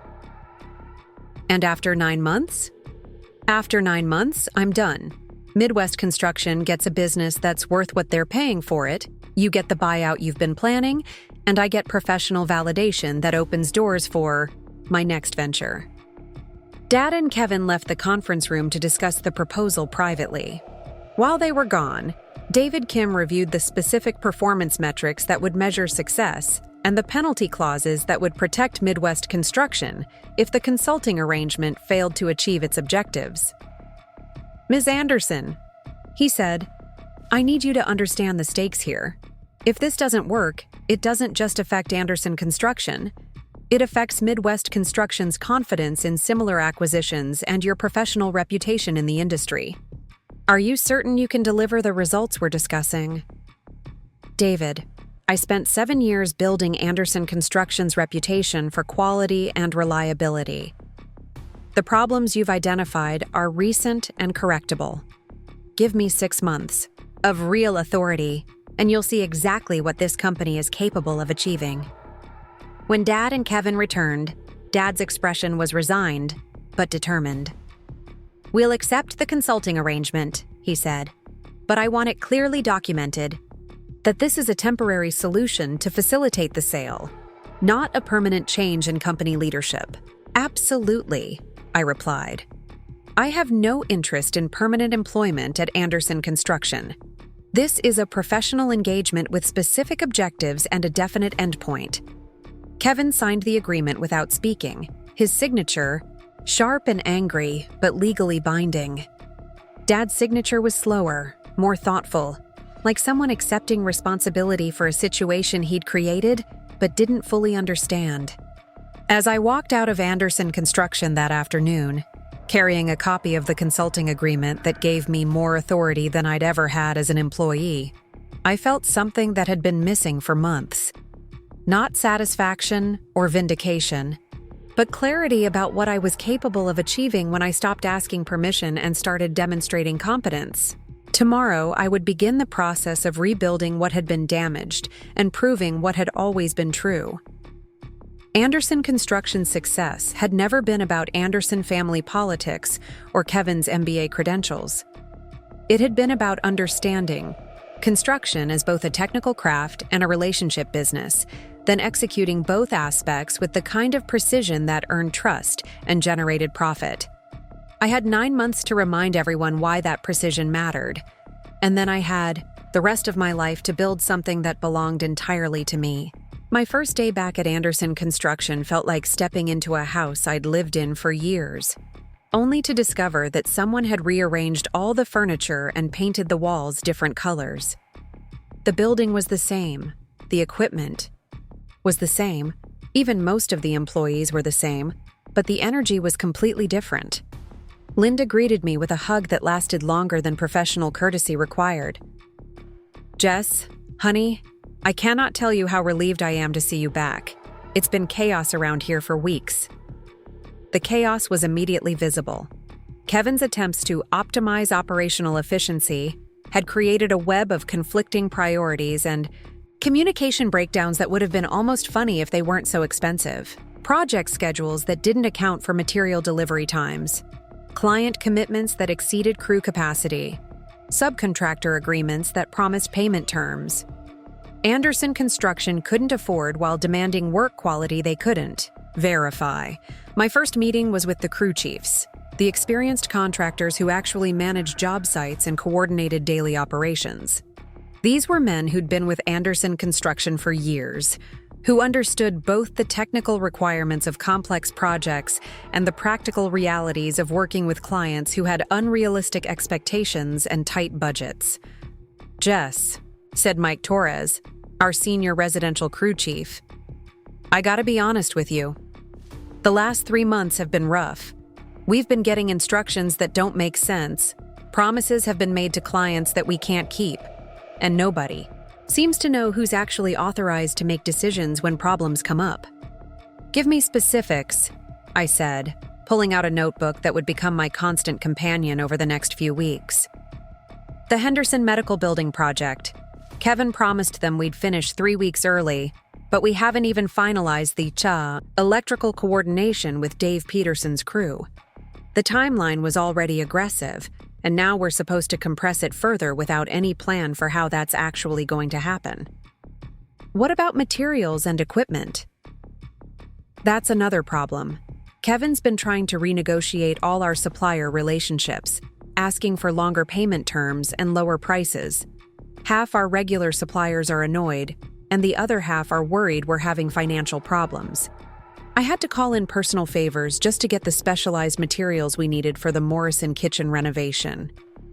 Jake Muller, our commercial crew chief, jumped in. "And the safety protocols have gotten sloppy. Kevin keeps talking about streamlining processes and eliminating redundancies. But some of those so-called redundancies were safety checks that prevented accidents. We had a minor incident last week that could have been serious if the crew hadn't caught it in time. I spent the entire first week conducting similar meetings with every employee, subcontractor, and supplier who'd been affected by Kevin's management changes. The pattern was consistent: well-intentioned but misguided attempts to improve efficiency that actually increased costs and risks while damaging the relationships that made complex projects possible. By Friday, I had a comprehensive understanding of the operational problems that needed immediate attention and a preliminary timeline for addressing each issue. But more importantly, I had confirmation that the foundation I'd built over 7 years was still solid. The people were still competent, the systems were still functional, and the reputation was still recoverable. My first major decision was to halt all new client commitments until existing projects were back on track. This meant disappointing potential customers and temporarily reducing revenue, but it also meant we could focus on rebuilding trust with current clients rather than spreading our problems across an even larger project portfolio. The Henderson Medical Building became my testing ground. Kevin had promised a timeline that was impossible under normal circumstances, but I wasn't interested in normal circumstances. I was interested in demonstrating that Anderson Construction could deliver exceptional results when managed with precision and attention to detail. I called an emergency meeting with Dave Peterson to address the electrical coordination issues that were threatening the entire project schedule. "Dave, I know Kevin's been pressuring you about payment terms and rates, and I know that's put strain on our working relationship. I want to reset our partnership based on the mutual respect we've always had. Jess, I'll be straight with you. The payment term changes felt like you guys were trying to squeeze us, and the rate renegotiation requests made it seem like you didn't value the quality work we've been doing together for 5 years. Those changes didn't reflect Anderson Construction's actual priorities, and they certainly didn't reflect my understanding of what makes our partnership successful. What would it take to get the Henderson electrical coordination back on track and restore our normal working relationship?" Dave's relief was visible. "Honestly, just clear communication about timeline expectations and respect for the payment terms we've always used. The rate we've been charging is fair for the quality of work we deliver, and the 30-day payment schedule allows us to manage our own cash flow effectively."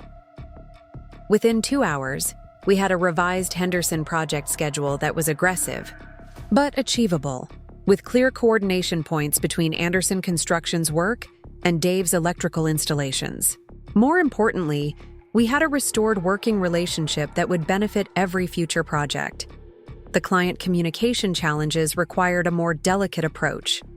Sarah Martinez had been patient with Anderson Construction's recent confusion, But healthcare facilities couldn't afford contractors who couldn't provide reliable information about timelines and specifications. I scheduled a face-to-face meeting at the Henderson Medical Building, bringing detailed project documentation and a timeline that accounted for all the coordination complexities Kevin had overlooked. "Sarah, I want to apologize for the communication inconsistencies you've experienced over the past few months.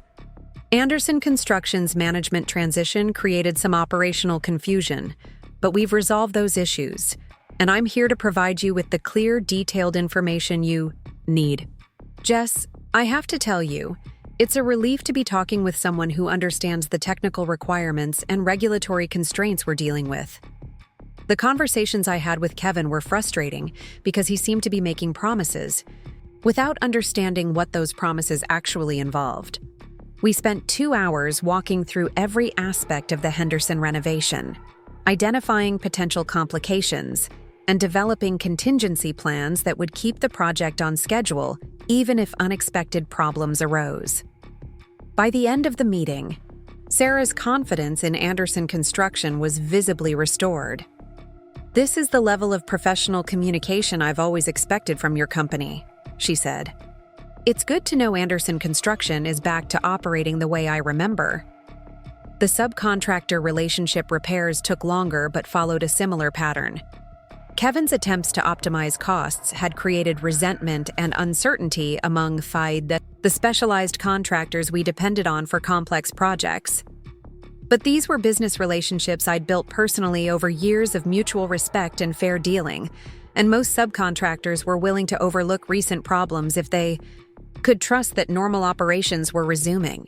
Within 6 weeks, Anderson Construction was operating more efficiently than it had at any point during Kevin's management tenure. Project completion times returned to historical averages, client satisfaction scores improved dramatically, and the subcontractor network that made our work possible was functioning smoothly again. But the real test came when Midwest Construction's transition team arrived for their first quarterly review.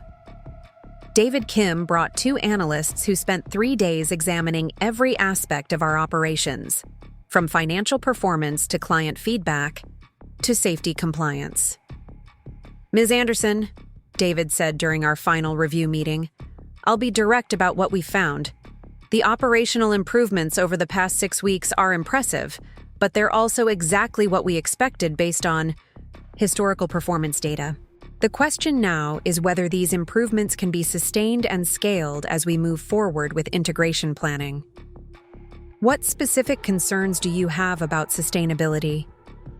"Frankly, whether you can maintain this level of performance while also managing the complexities of ownership transition and business integration. The next 6 months will involve financial audits, system integration planning, and staff transition coordination. Those are significant distractions from daily operations." David's concern was valid. Managing the acquisition process while maintaining operational excellence would require skills I'd never tested and energy levels that might not be sustainable over a 9-month period. "David, what would help Midwest Construction feel confident about our ability to handle both operational management and integration planning? Additional staff support for the integration process and documented systems that don't depend entirely on your personal involvement. We need to know that Anderson Construction's performance improvements will survive the transition to new ownership." This was the moment I'd been preparing for since accepting the consulting engagement. Rebuilding Anderson Construction's operational effectiveness was just the first phase. Creating systems and training people to maintain that effectiveness without my constant oversight would determine whether the acquisition succeeded or failed. I proposed hiring 2 additional project managers, both with experience in construction, management, and business process documentation.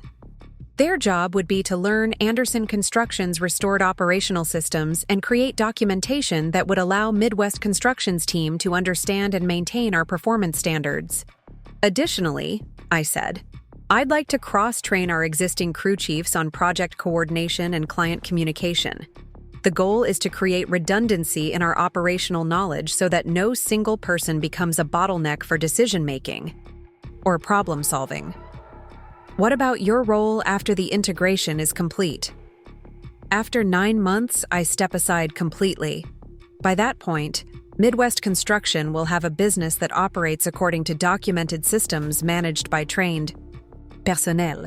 Whether you retain current staff or bring in your own management team, the operational foundation will be stable and scalable. David approved the hiring of additional project managers and the cross-training initiative for crew chiefs. But he also added a requirement that surprised me: monthly performance reviews with Midwest Construction's executive team, including presentations about integration progress and operational sustainability planning. We're not just acquiring a construction company, he explained. We're acquiring your approach to construction management. If that approach can be systematized and transferred to other Midwest construction operations, this acquisition becomes significantly more valuable than just adding another contractor to our portfolio. The compliment was flattering, but it also added pressure I hadn't anticipated. Succeeding with Anderson Construction's restoration and integration wouldn't just affect this one acquisition. It would influence how Midwest Construction approached future acquisitions and possibly my reputation within the broader construction industry. Over the next 3 months, I worked more intensively than I ever had as an Anderson Construction employee. Days began at 6 a.m. with crew coordination meetings and ended at 9 p.m. with integration planning sessions. Weekends involved training, sessions with new project managers, and documentation reviews with Midwest Construction's analysts. But the results were undeniable. Anderson Construction was not just operating at historical performance levels, it was exceeding them. Client retention reached 95%, project completion times improved by 12%, and safety incident rates dropped to their lowest levels in company history. More importantly, the business was generating enough profit to justify Midwest Construction's $8 million acquisition price while providing sustainable compensation for all employees and subcontractors. The personal cost was significant. I was working 70-hour weeks and had essentially postponed my own life for the sake of proving a point about competence and professional capability. But I was also learning management skills and business development strategies that would serve me well in future ventures. Kevin, meanwhile, had become increasingly irrelevant to daily operations. He attended weekly meetings and provided input on strategic initiatives, but his suggestions were generally politely acknowledged and quietly ignored by everyone who actually understood construction work. Dad was more complicated. He clearly appreciated Anderson Construction's improved performance and profitability, but he also seemed uncomfortable with how easily I'd restored operational effectiveness after Kevin's management had created so many problems. "Jess," he said during one of our monthly check-ins, "I have to ask you something. When you took over as consultant, did you deliberately make changes that contradicted Kevin's approach, or did you just focus on what you thought would work best?" I focused on what worked historically and addressed the specific problems that were preventing us from maintaining those standards. I wasn't trying to prove Kevin wrong. I was trying to make Anderson Construction successful. But some of the changes you made were pretty dramatic reversals of policies Kevin had implemented. Dad, Kevin's policies were creating problems that threatened client relationships and subcontractor partnerships. I reversed the policies that weren't working and kept the ones that made sense. The goal was never to criticize Kevin's management. It was to ensure Midwest Construction acquired a business that was worth their investment. Dad was quiet for a long time. Finally, he said something that surprised me. "You know, I think I owe you an apology. When I asked you to train Kevin, I didn't realize how much I was asking you to compromise your own understanding of what made this business successful." "What do you mean?" "I mean, I spent so many years thinking about this. Company is something I'd built that I forgot how much you'd contributed to building it. Kevin's MBA gave him vocabulary for describing business concepts, but you'd already developed instincts for applying those concepts in ways that actually generated results." It was the closest Dad had ever come to acknowledging that removing Me from Anderson Construction had been a mistake based on flawed assumptions about leadership and competence. 6 months into the consulting engagement, David Kim scheduled a comprehensive review meeting that would determine whether Midwest Construction proceeded with the acquisition or withdrew their offer based on performance concerns. "Ms. Anderson," he said, presenting charts that tracked every metric we'd discussed during the original negotiations. "These results exceed our most optimistic projections. Anderson Construction is currently performing at levels that justify not just our original $8 million offer, but potentially a higher valuation." "Does that mean you're proceeding with the acquisition?" "It means we're proceeding with the acquisition and exploring opportunities to apply your management approach to other Midwest construction operations. We'd like to discuss the possibility of extending your consulting engagement beyond Anderson Construction." The offer was professionally flattering and financially attractive. Midwest Construction was prepared to pay me consulting fees that would exceed anything I could earn as an employee, while giving me the opportunity to influence multiple construction companies across the Midwest. But accepting would mean continuing to build other people's businesses rather than creating something that belonged entirely to me. It would mean another year or two of proving myself to people who should already understand my capabilities. "David, I appreciate the offer, but my plan has always been to complete the Anderson Construction transition and then pursue my own ventures. 9 months of consulting has taught me a lot about business management and acquisition planning, but it's also confirmed that I want to build something from the ground up rather than constantly fixing other people's problems. What if we structured it as a partnership rather than a consulting engagement? Midwest Construction could provide capital and resources for you to start your own construction company, with the understanding that we'd have first opportunity to acquire successful ventures you develop." Now that was interesting. David was essentially offering to bankroll my entrepreneurial ambitions in exchange for Midwest Construction's option to acquire whatever I built if it became successful. "I'd need to think about that kind of partnership arrangement," I said. "But I'm definitely interested in exploring possibilities that would allow me to build something new rather than continuing to manage transitions for existing businesses." As I drove home that evening, I realized that 9 months of restoring Anderson Construction's operational effectiveness had accomplished something I hadn't expected. It hadn't just proven that I could fix other people's mistakes or manage complex business transitions. It had given me confidence that I could build something significant entirely from scratch, with the financial resources and industry relationships necessary to compete against established contractors. The consulting engagement was almost over, but my real career was just beginning. The final 3 months of my consulting engagement at Anderson Construction passed like the denouement of a carefully orchestrated symphony, where all the complex harmonies finally resolve into something beautiful and inevitable. The business was operating at peak efficiency, Midwest Construction's integration was proceeding flawlessly, and I was spending my evenings and weekends building something that would define the rest of my career.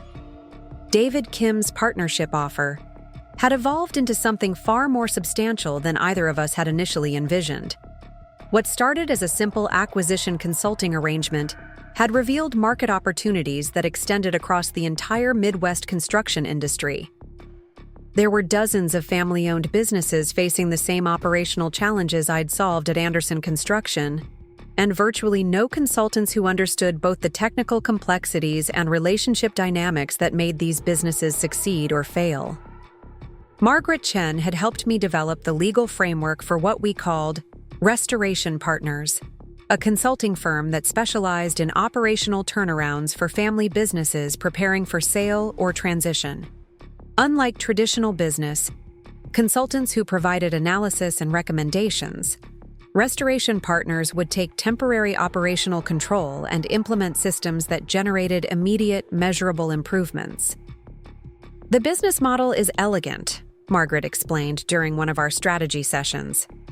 "You're not competing with management consultants who charge fees for reports that may or may not be implemented.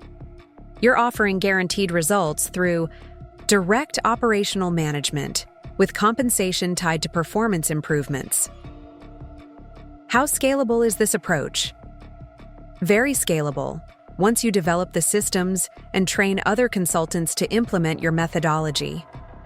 There are probably 200 construction companies in the Midwest that could benefit from this kind of intervention, and that's just one industry vertical. The pilot project for restoration partners came sooner than expected. Sarah Martinez, the healthcare facilities manager who'd become one of my strongest professional references, called with an unusual request. Jess, I have a situation that might interest you. We've been working with a plumbing contractor for 3 years, but they're having serious management problems since the founder's son took over. Projects are running late, communication has become unreliable, and we're concerned about quality control. Is there any chance you'd consider helping them get back on track? The plumbing company was called Reliable Systems, a 40-year-old business that had built its reputation on precision work and customer service. The founder, Robert Chen, had handed daily operations to his son Michael 18 months earlier, planning to retire gradually while maintaining ownership. But Michael's attempts to modernize operations had created the same kinds of problems Kevin had caused at Anderson Construction. We're losing long-term clients because Michael keeps changing procedures that worked perfectly for decades, Robert explained during our initial meeting. He's got engineering degrees and business training, but he doesn't understand the relationships and trust that actually generate revenue in this industry. Michael was defensive, but clearly overwhelmed. I'm trying to bring professional management practices to a business that's been running on handshake agreements and informal systems. There's nothing wrong with wanting to optimize efficiency and establish clear performance metrics. Michael, what specific metrics have improved since you took over operations? I asked. Well, we've streamlined our scheduling system and implemented digital invoicing and established standardized pricing across all service categories. And what's happened to client retention and project completion times during this same period? Michael's confidence faltered. There have been some challenges, but those are temporary growing pains as clients adapt to more professional operational standards. Robert pulled out a folder of client correspondence. Jess, we've lost 4 long-term commercial clients in the past year. 3 residential customers have switched to competitors, and our project completion times have increased by 20%. Because the new scheduling system doesn't account for the coordination requirements that make complex plumbing work possible. The pattern was identical to what I'd found at Anderson Construction. A well-intentioned but inexperienced manager trying to impose business school solutions on industry-specific challenges, creating operational problems while missing the fundamental relationships that made the business successful. I proposed a 6-month consulting engagement where I would take operational control of reliable systems, restore performance to historical levels, and train Michael on management approaches that actually worked in the plumbing industry. Robert was enthusiastic. Michael was skeptical, but the declining revenue and client feedback made the decision inevitable. The Reliable Systems turnaround took 4 months and became the template for every subsequent restoration partner's engagement. I started by interviewing every employee, subcontractor, and major client to understand what had made the business successful and what changes had caused problems. Then I systematically reversed the policies that weren't working while preserving the innovations that added genuine value. Most importantly, I spent 2 months training Michael on the difference between management efficiency and operational effectiveness. Business school metrics were useful for tracking performance, but they couldn't replace the industry knowledge and relationship skills that actually generated results. Michael, your digital invoicing system is excellent, and your standardized pricing structure makes financial planning much easier, I explained during one of our training sessions. But when you changed the scheduling system without consulting crew chiefs who understand job site coordination, you created delays that cost more money than the efficiency gains were worth. So how do I implement improvements without disrupting operations? By understanding what you're changing before you change it.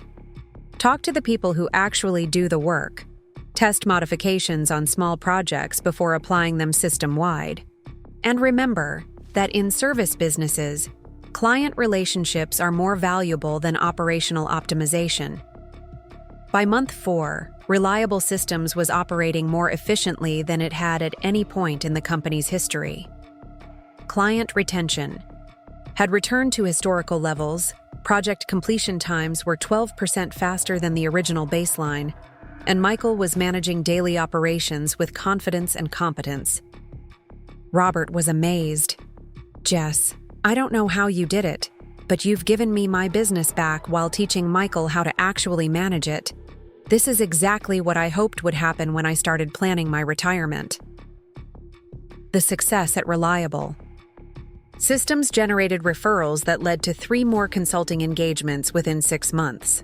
Each project involved similar challenges: family businesses where generational transitions or management changes had disrupted operational effectiveness.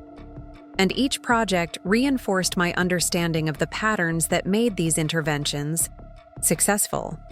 Meanwhile, Anderson Construction's acquisition closed exactly on schedule. Midwest Construction completed their purchase for the full $1.8 million valuation.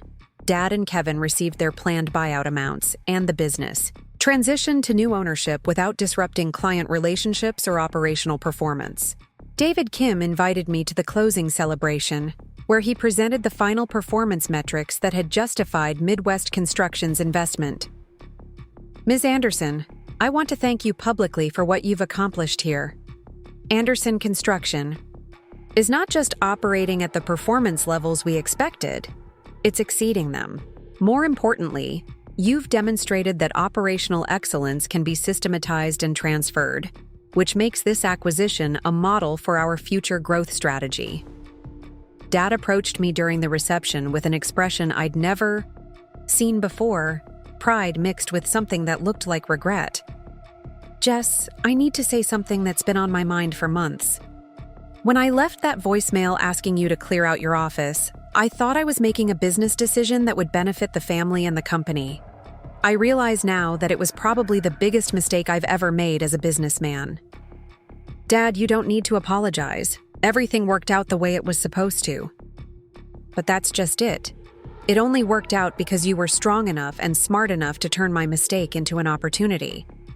I spent 7 years watching you build this business, but I never really understood what you were building until I saw you rebuild it as a consultant." "What do you mean?" "I mean, I thought the business was about construction work and customer service and financial management. But you showed me it's really about understanding how all those pieces fit together and maintaining the relationships that make complex projects possible. Kevin never understood that. And honestly, I'm not sure I understood it either until I watched you restore everything he'd damaged." Dad's acknowledgement was more satisfying than I'd expected, but it also felt like closure on a chapter of my life that was already complete. Anderson Construction had been my training ground, but Restoration Partners was my future. Kevin's farewell was more complicated.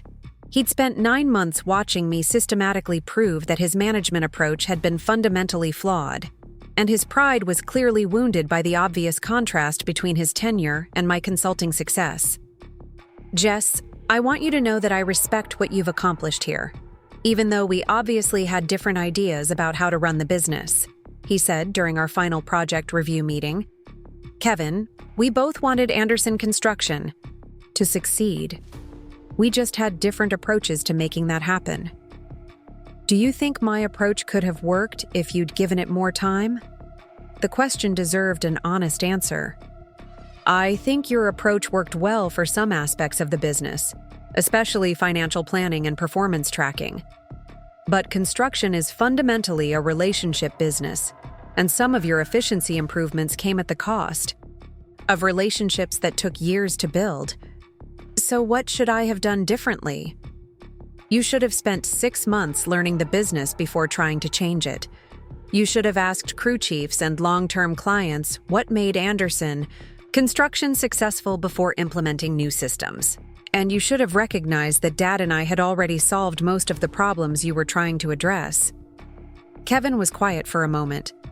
I think I was so focused on proving that my education was valuable that I forgot to learn from people who actually understood the industry. That's not uncommon. Business school teaches excellent analytical tools, but it doesn't teach industry-specific wisdom or relationship management. You'll do better in your next role because you understand that now. 6 months after the Anderson construction sale closed, Restoration Partners had completed 8 successful consulting engagements and had a waiting list of potential clients. Margaret had helped me hire 2 additional consultants with construction industry backgrounds, and we were developing training programs that would allow us to scale our approach across multiple industry verticals. But the most satisfying development was completely unexpected. Amanda Foster from the city of Milwaukee called with a proposal that would change everything. Jess, the city has been watching what you've accomplished with Restoration Partners, and we're interested in discussing a much larger opportunity. We've got 12 city contractors who've been struggling with performance issues, and we think your approach could help them become more competitive for municipal contracts. What kind of timeline and scope are we talking about? 18 months to complete operational assessments and improvement plans for all 12 contractors. The city would provide funding and administrative support, and successful contractors would get preferred status for future municipal projects. It's essentially a comprehensive upgrade to Milwaukee's construction vendor network. The municipal contract would establish Restoration Partners as the leading operational consulting firm in Wisconsin and provide the financial foundation for expansion into other Midwest markets. More importantly, it would prove that the approach I'd developed could be applied systematically across multiple businesses to create industry-wide improvements. 3 years after receiving that voicemail that ended my employment at Anderson Construction, I was running a consulting firm with 12 employees, annual revenue approaching $2 million, and a client base that extended across 5 states. Restoration Partners had become the go-to solution for family businesses facing operational challenges, and our success rate was approaching 90%. The work was more challenging and more rewarding than anything I'd done as an employee. Every consulting engagement involved solving complex problems under pressure while training people to maintain improvements independently. But it also meant building something that belonged entirely to me, with growth potential limited only by my imagination and energy. The personal cost had been significant. Building a business from scratch while maintaining the intensive travel schedule required for consulting meant postponing most aspects of normal social life. But it also meant developing skills and confidence that would serve me well, regardless of what challenges lay ahead. Most importantly, it meant proving something to myself that I'd suspected but never tested: that the competence I'd developed at Anderson Construction wasn't just luck or family connections or circumstantial success.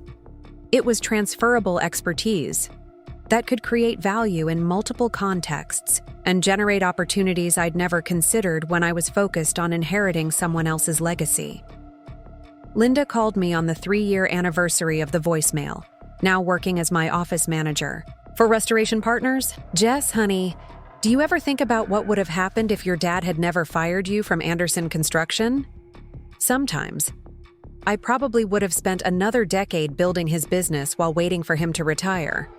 I might have eventually taken over as CEO, but I never would have understood my own capabilities or developed the entrepreneurial skills that made Restoration Partners possible. So, you're grateful for the voicemail? I'm grateful for the opportunity to build something from scratch and discover what I was actually capable of achieving. The voicemail was painful, but it forced me to stop asking permission and start demonstrating competence. What's next for Restoration Partners? We're exploring opportunities in manufacturing and healthcare, industries that face similar operational challenges but require different technical expertise. The goal is to become the leading turnaround consulting firm in the Midwest, with specialized teams for every major industry vertical. And personally, I'm finally ready to invest in relationships and experiences that aren't just about building business success, I've proven everything I needed to prove about professional competence. Now I want to figure out what kind of life I want to build around that competence. That evening, I sat in my office overlooking downtown Milwaukee, reviewing financial projections that showed Restoration Partners on track to become a $10 million business within 5 years. The view from my windows included the building where Anderson Construction had been located, now occupied by a different contractor who'd purchased the space from Midwest Construction. I thought about the 29-year-old woman who'd received that voicemail 3 years earlier, sitting in her small apartment and trying to understand how 7 years of loyalty and dedication had been reduced to 40 seconds of formal dismissal. She'd been competent and hardworking and completely unprepared for the kind of betrayal that would define the next chapter of her life. But she'd also been stronger and smarter than anyone, including herself, had realized. And when the people who should have valued her competence chose to discard it instead, she'd discovered that competence was portable, valuable, and capable of generating opportunities that exceeded anything she'd been promised as an employee. The voicemail that had seemed like an ending had actually been a beginning. The door they'd slammed in my face had led to a room with a better view, and possibilities I'd never imagined when I was focused on inheriting their vision of success. And the best part was knowing that everything I'd built belonged entirely to me, created through my own decisions and sustained by my own capabilities. No one could ever again reduce my contributions to a 40-second voicemail, because I'd proven that my value existed independently of their recognition or approval. The daughter they'd underestimated had become the entrepreneur they'd never imagined, and the business I'd built from their rejection was worth more than the inheritance I'd lost when they decided my loyalty wasn't valuable enough to preserve. Sometimes the greatest favor someone can do for you is showing you exactly how little they value what you bring to their table. Because once you realize your worth isn't dependent on their appreciation, you're free to build something that actually deserves your talent. Up next, you've got 2 more standout stories right on your screen. If this one hit the mark, you won't want to pass these up. Just click and check them out.